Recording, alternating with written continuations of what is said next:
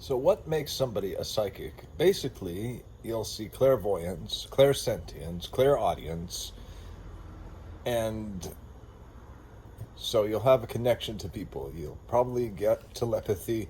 You'll probably be able to channel, or in some cases, it would be called mediumship. You'll be able to do mediumship, but with higher spirits, I generally think of it as channeling, because mediumship is considered this, it deals with spirits oftentimes, lower entities we'd rather not deal with.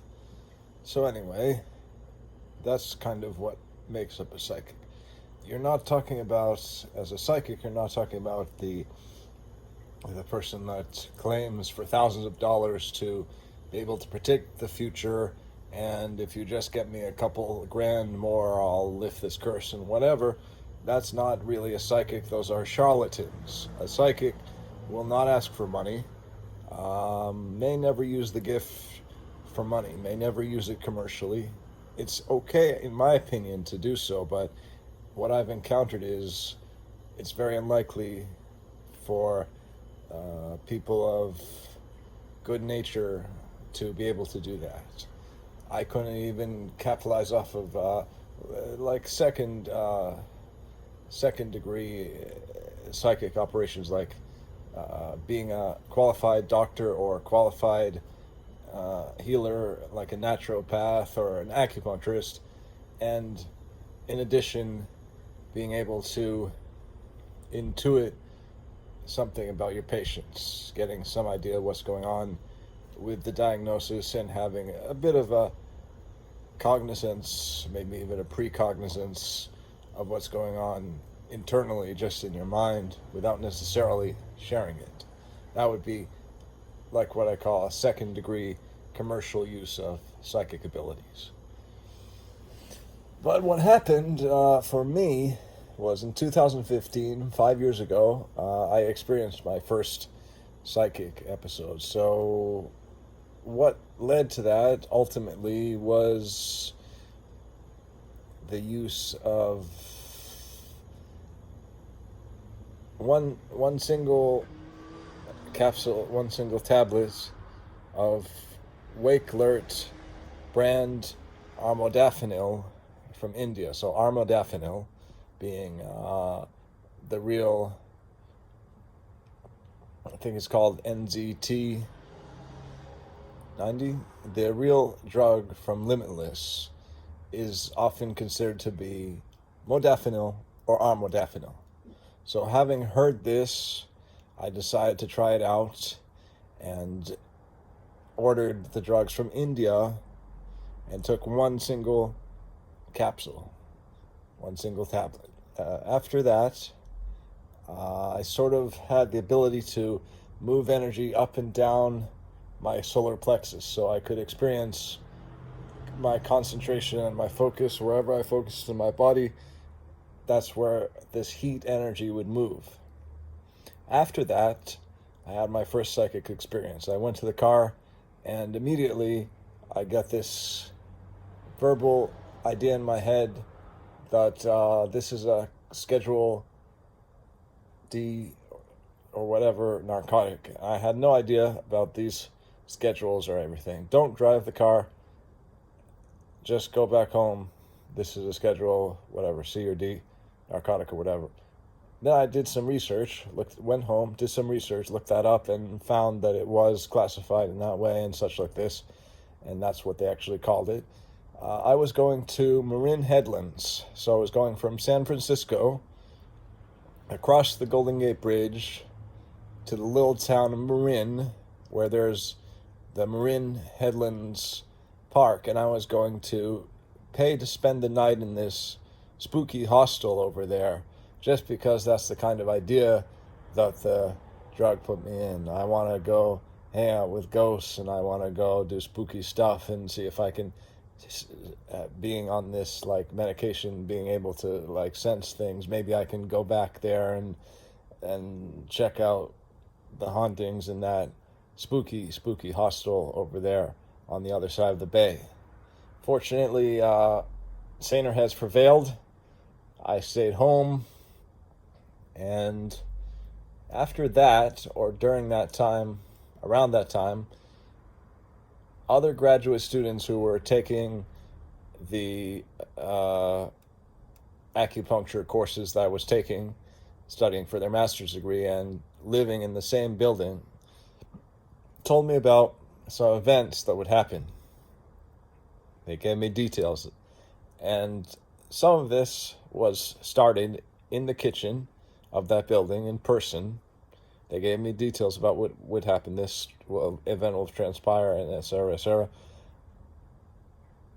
And then later, from there, the details started coming in other ways. Like just before I hit dream time, when I was in sleep, it was kind of like a waking paralysis, sleep paralysis. Just during that time, I started to get sort of psychic phone calls when a familiar voice, usually that of my brother, would connect to me, and I would talk to him or them about more events that were to transpire. Mostly I just took in information, didn't speak a whole lot, took in information. I had a few instances in my life which had two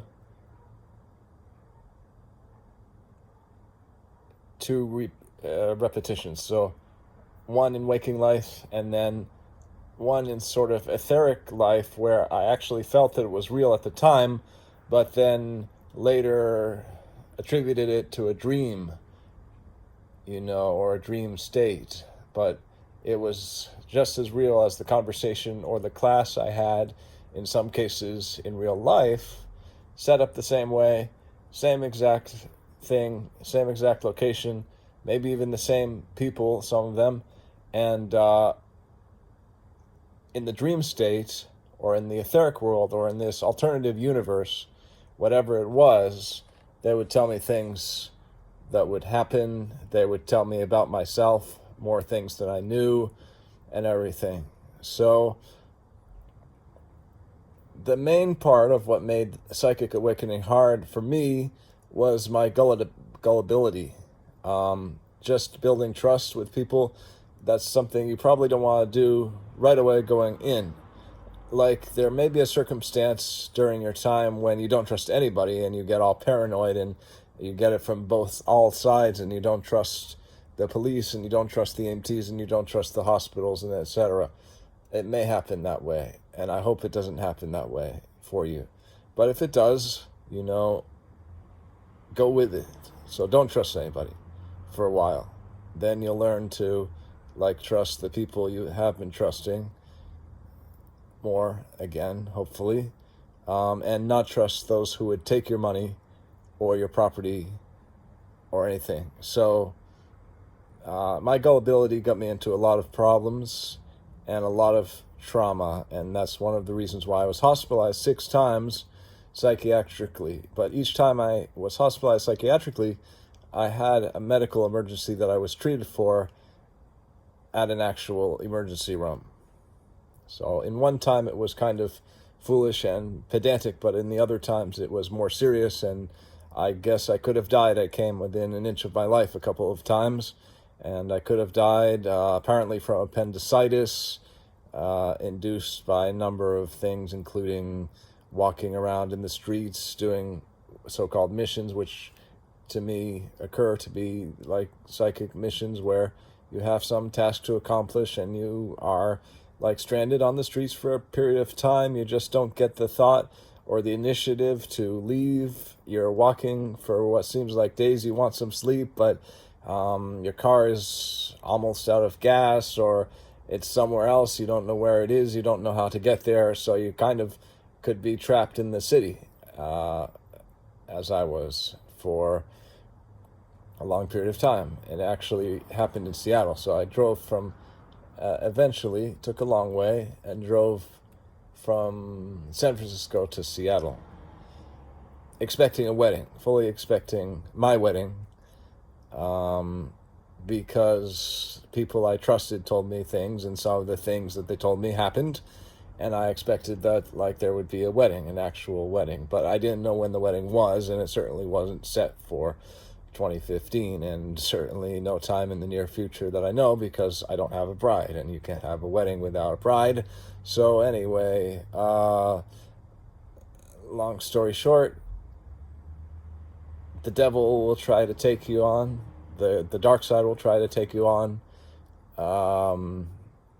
Like all of your enemies will try to take you on and take your money and basically break you down, try to convince you that you're worthless, and even try to kill you. Their main goal is probably to try and kill us. So if you do start experiencing psychic awakenings, it's important to explore it as much as you can in your own time, in your own place. Don't go looking for missions. Don't go looking for ways to engage people with this. And actually, it was on these missions, or these long spells of walking day and night in the city, that I first experienced telepathy. I went into the Seattle Center, which includes the Space Needle and restaurants and things. And I think prior to this or after this, I saw my first spaceship land at the Space Needle, tethered down to the top of the Space Needle, and would have been able to board it. But again, it wasn't correct for me to board it. And if I did, I would have probably ended up dead on the wrong planet at the wrong time. But I did almost get a chance to board it. I was admitted into the Space Needle without a ticket.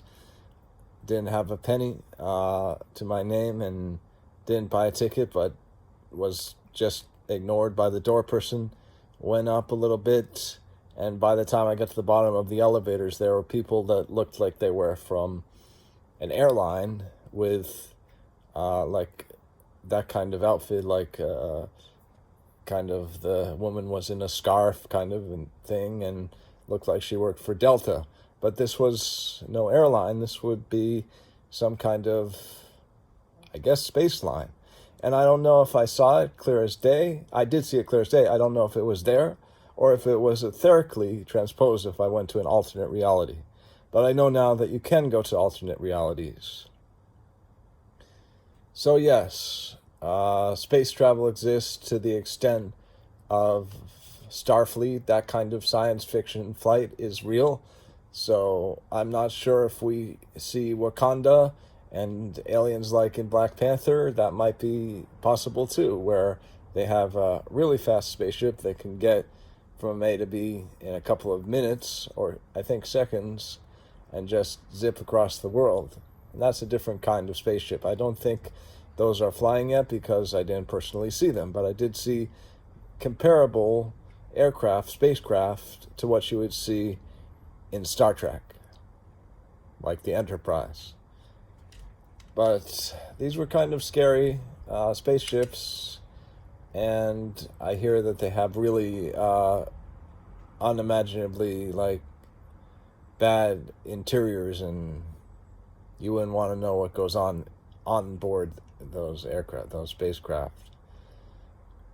Anyway, during that time, I had my first telepathic conversation. So I went in penniless to the restaurant, food court at Seattle Center, which is called the Armory. So I went in there, and I also went into the other side, which is just classrooms. And I just walked around there all day, dabbled with different things, and had no mind to really quit it. Just kept doing it. Just kept going different places and trying different things, talking to people. And like I would say, are you Mr. Chen? And because somebody had preemptively told me that you'll meet this guy and you'll say this thing to him and you'll ask who he is. And so I didn't personally predict the future at any time. That wasn't within my skill set. All I had was the things I already mentioned. the clairs and the empathy, definitely empathy, a lot of it all the time, which is why I had like continuous anxiety most of my life, and then channeling. So I had one instance of channeling, and it was supposedly somebody I had run into previously that was one of the graduate students I was like debriefed by and sent on this whole journey by. Anyway, long story short, when you do enter a psychic awakening, it's a shakedown. It's kind of difficult, and you may be processed mentally. If you're processed in a psychiatric facility, that's probably the most traumatic thing that can occur, along with the danger that you could have like an auto accident, could lose control of yourself, loss of control. So those two things are probably the most traumatic things. So survival in the mental health system is really difficult. How are you going to do that? It's not jail, though. You're just going to have to do it minute to minute. Main thing is, time is really heavy. You have all day, and you have a certain number of groups sometimes, depending on the facility. Some facilities are better at this than others, but you'll have groups that you're expected to attend to prove your sanity, and the more groups you attend, the sooner they'll let you out. But ordinarily, if you end up in a psychiatric facility, it will be a 14-day stay minimum. Hopefully you'll get lawyers on your side. This will vary by state. I was fortunately processed in a couple states where I suppose the rights of mental patients are represented enough to where a 14-day stay it was the end of it for me. And it may have been a little longer in some cases. I think it was. But not much longer. And I didn't get any more restrictive orders or holding orders to stay in there. So that's part of the process. During that time, you might encounter people that like wink at you when they say something, or ask you your name, and they'll present a slightly modified version of your name, and they'll expect you to go along with it. So it might just be training you to go along with things. And in the end, we find that, I found at least, that like there are no sides to this. So although it may seem like you're working against the mental health system if you end up in it, or whatever your challenges are, you're against the other side, you're trying to do good, hopefully, and all these people are interfering with you. Hopefully, you don't feel that way. But you may experience this. You may experience a time when, you have a war going on inside yourself. You don't know what represents good, what represents evil at some point. In terms of the outer world, you don't know who's out to get you, who you can trust. And the main thing is, if you start to get these realizations and powers, speak as little as possible while you're going through that. Because, the more you speak up on that in a mental health facility, or in an environment where you can be placed in such a facility just for speaking your mind, the more you speak about that, the higher the medications dosage they'll put you on, the worse things will be for you. So just really the hardest part, besides trauma, is keeping it to yourself. You want to share with the world, like, I'm going through a psychic experience and I'm able to do telepathy, and can I talk to you and see if you'll say something different with your eyes than you say with your voice. But just, hold on to that. It will factor in later. It will be a part of your life later, if it's a part of your life now. But don't get too involved. Definitely, I wouldn't do anything that puts you in financial jeopardy. I'd be very careful about the money I spend.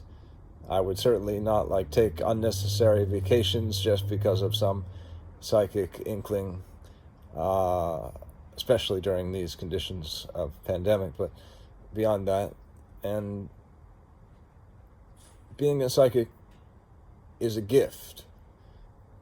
It has to be used with care. I think in the future, the idea of selling those talents will be less likely. I think the universe is trying to make it to where everybody has these skills and these gifts. And if everybody has these gifts, we'll still be compensated with our regular jobs, in addition to a full-time job and responsibility of being a psychic. So what does psychic work look like? Well, like I said, it could involve going to the hospital. But when you do go to the hospital, it's as if you're going to the hospital for somebody else. You may have been informed already that you're God or whatever, you're this or that, and you're a great psychic or whatever, and you just happen to live this life for this individual. You're covering for somebody. You've come to Earth to learn, or you've come to Earth to take over somebody's life, and that's your body, or the person that would have had your body, or someone that looked like you, and you're there to take over for them, fix their mistakes. And so psychic work can involve a variety of chaos, different varied degrees of chaos. I think social chaos will be a common theme if you experience this.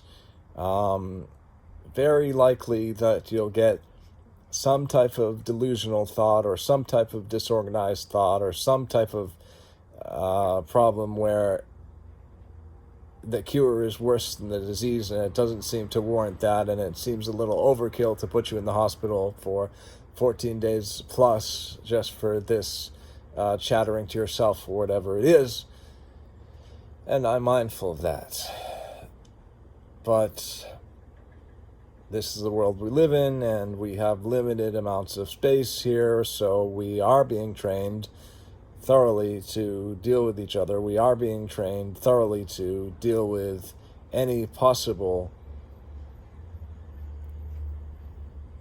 things that may come up, problems that may come up between ourselves and others. And part of the service work is that experience itself. So that experience is enough to justify wealth later down the line and everything. But you won't get paid, immediately as far as for going to the hospital or anything. I did manage to get total disability at one point, so until I got fed up with the system, realizing that $1,000 a month wasn't going to cover my bills for a while, I just barely made it. I lived in shared housing. I went to the food bank when I had to, and I spent the other couple hundred paying for necessities. But I also had to be a student to make it work, and I didn't choose disability. I wouldn't choose disability, but that's where I was in life. I needed that kind of money, that disability money, and I had a legitimate reason to receive it. I had a disability. The psychic stuff that went on really disturbed me. The trauma from that really was disease. But the mental health system, in part, was responsible for my recovery, in addition to spiritual work. Without the spiritual work, I would not have been able to see it as a gift. I would have felt that it was more of a disaster and an emergency, a series of traumatic events. But occasionally, I still get telepathy. Even on medications, I still get, vivid dreams. all the time, really vivid dreams. I wouldn't say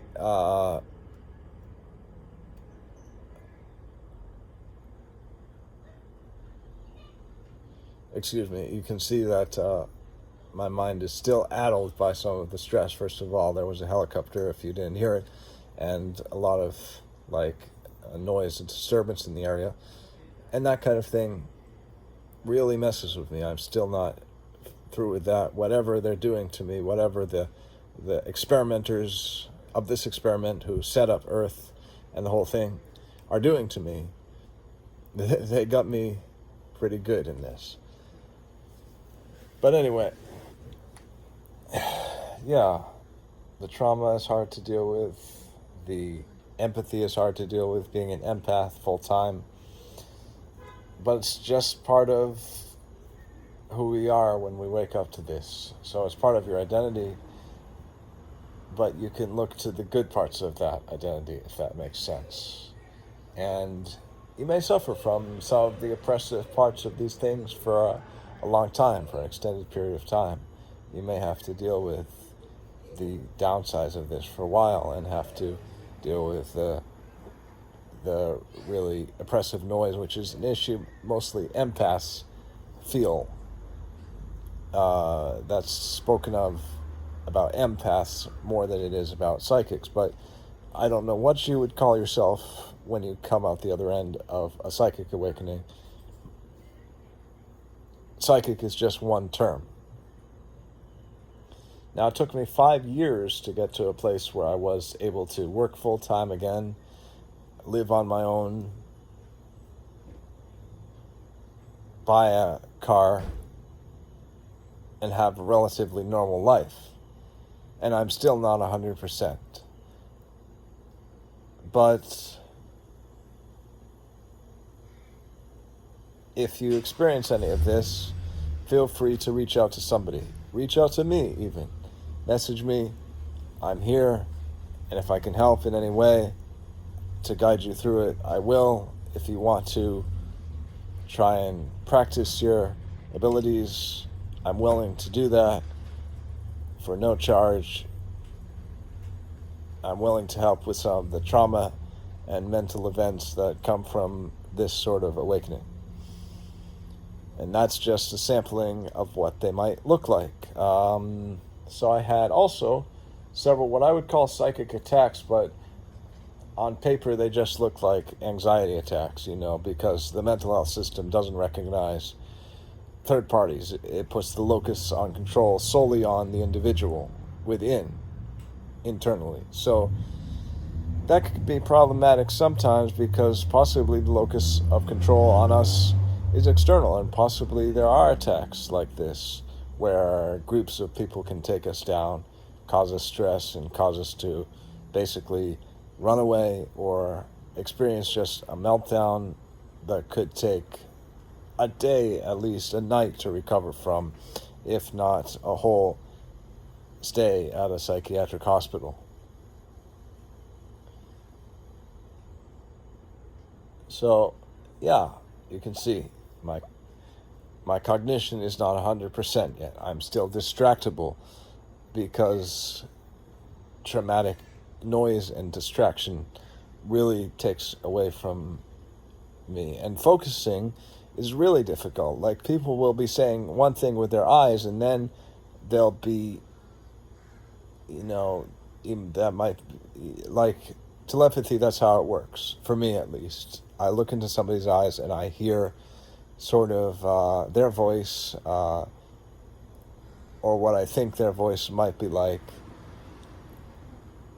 speaking, and it's always something different from what they're saying. And I like to focus on what they're saying mentally, because in terms of what they're saying out loud, I feel I've heard it all. Like, there's not a lot of organic thought. Unfortunately, many of the things they were saying out loud were during courses, so I was unable to complete my master's degree at this point in acupuncture because I was tuning out all the time, listening to these other things. So that's another challenge.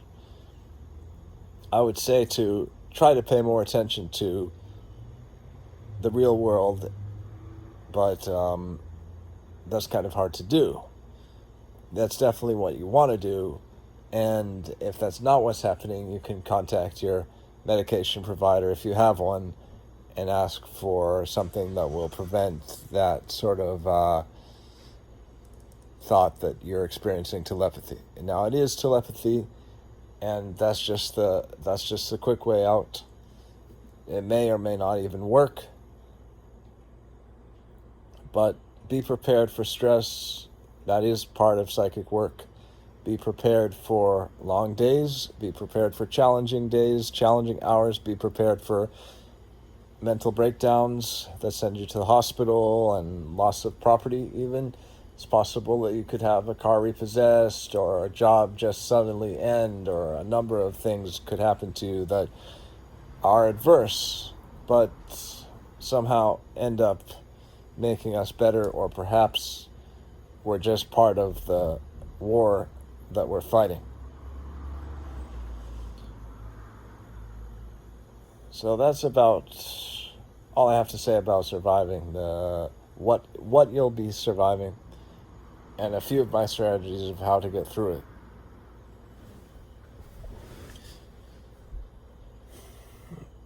If you're experiencing any of this, let me know. Talk to me, email me, message me, get in touch.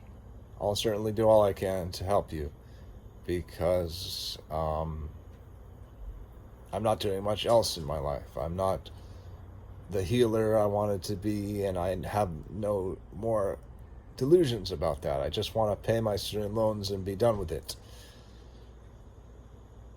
But in the beginning, those illusions happen. Those delusions of grandeur happen, and you want to be a healer, and you want to be a saint and everything, and you want to be the best doctor you can be, or even a psychic doctor. So I did have some desire for that to happen before it happened, but not the way it happened, believe me.